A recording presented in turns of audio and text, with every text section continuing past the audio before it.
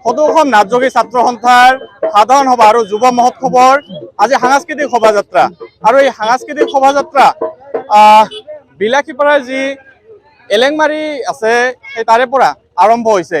প্ৰায় 500 মিটাৰ এই সাংস্কৃতিক শোভাযাত্ৰাত অংশগ্ৰহণ কৰিব ৰৈ ৰৈ বিনালে ছবিৰ নায়িকা মৌচুমী আলিফা। মই সামগ্ৰিক পৰিৱেশ মোৰ সতীৰ্থ সাংবাদিক আছে, তেওঁ দেখাইছে যে এনেদৰে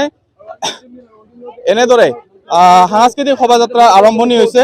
গতিকে মই কথা পাতিম, নাটযোগী ছাত্ৰ সন্থাৰ সভাপতি আছে, কথা পাতিম। শুভেচ্ছা জ্ঞাপন কৰিছো। আজিৰ দিনটোত কি জনাব?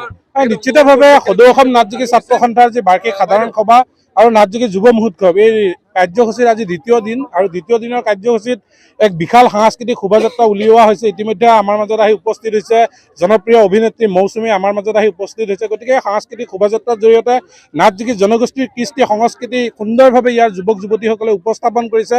আমি এই শোভাযাত্ৰাৰ জৰিয়তে বিশেষভাৱে অসম চৰকাৰক আমি আহ্বান জনাব বিচাৰিছোঁ যে নাটযোগী জনগোষ্ঠীয়ে যি সাংবিধানিক অধিকাৰ বিচাৰি আছে, গতিকে সাংবিধানিক অধিকাৰ 2026 চনৰ নিৰ্বাচনৰ আগে আগে যাতে প্ৰদান কৰে, তাৰ কাৰণে আমি অসম চৰকাৰলৈ আহ্বান জনাইছোঁ। কিমান মানুহৰ সমাগম হ'ব আজি? নিশ্চিতভাৱে আজি শোভাযাত্ৰাত 25,000 নাটযোগী জনগোষ্ঠীৰ ৰাইজ একত্ৰিত হৈছে, আৰু যিখন মুকলি সভা অনুষ্ঠিত হ'ব, মুকলি সভাখনত 50,000তকৈ অধিক মানুহে একেলগে মুকলি সভাখনত অংশগ্ৰহণ কৰি অসম চৰকাৰ, ভাৰত চৰকাৰ আৰু অসমবাসীক আমাৰ এটাই বাৰ্তা দিব যে নাটযোগী জনগোষ্ঠী যে এটা আজিৰ তাৰিখত ঐতিহাসিকভাৱে সাংবিধানিক অধিকাৰ বিচাৰিব জানে, সেই কথা নিশ্চিতভাৱে প্ৰমাণ কৰিব। ধন্যবাদ। মোৰ লগত মৌচুমী আলিফা আছে।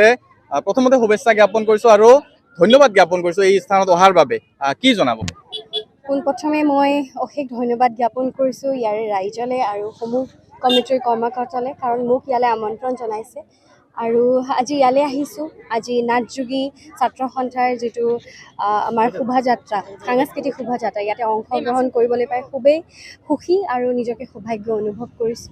খুবেই ভাল লাগিছে, মানুহৰ মৰম আৰু আশীৰ্বাদ দেখি ভাল লাগিছে। আৰু ইয়াৰে জনগোষ্ঠীয় সাজপাৰযোৰ মই আজি পৰিধান কৰিছোঁ, পাতানি বুলি কয়, নামটো জানিব পাৰিছোঁ মই।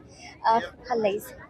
ধন্যবাদ জনাইছোঁ। এনেদৰে ৰৈ ৰৈ বিনালে বোলছবিৰ নায়িকা মৌচুমী আলিফাও এই সাংস্কৃতিক শোভাযাত্ৰাত আহি অংশগ্ৰহণ কৰিছে। প্ৰায় 50,000 লোকৰ সমাগম হ'ব এই স্থানত বুলি জানিবলৈ দিছে সদৌ অসম নাটযোগী ছাত্ৰ সন্থাৰ সভাপতি অৰবিন্দ নাথে। আমি আৰু সামগ্ৰিক পৰিৱেশ দেখাম যে লোকাৰণ্যময় পৰিৱেশ হৈ পৰিছে এই অঞ্চল। নাটযোগী যুৱক যুৱতী, পুৰুষ মহিলা, আবাল বৃদ্ধ বনিতাসকলে কিন্তু এই যি সাংস্কৃতিক শোভাযাত্ৰা, এই সাংস্কৃতিক শোভাযাত্ৰাত অংশগ্ৰহণ কৰিছে। তেওঁলোকৰ এটাই কথা যে নাটযোগী কলা সংস্কৃতি যাতে বিশ্ব দৰবাৰত প্ৰতিষ্ঠা লাভ কৰে, বিশ্ব দৰবাৰত যাতে তেওঁলোকে নিজৰ স্থান দখল কৰিব পাৰে, তাৰ বাবে কিন্তু তেওঁলোকে এই সাধাৰণ সভাৰ জৰিয়তে আৰু এই যুৱ মহোৎসৱৰ জৰিয়তে এই সাংস্কৃতিক শোভাযাত্ৰাৰ আয়োজন কৰিছে। পৰৱৰ্তী সময়ত আমি এই নাটযোগী ছাত্ৰ সন্থাৰ যি সাধাৰণ সভা তথা যুৱ মহোৎসৱৰ পৰৱৰ্তী যিসমূহ কাৰ্যসূচী আছে, আমি NKTV+ দৰ্শকক দেখাবলৈ যত্নপৰ হৈ থাকিম।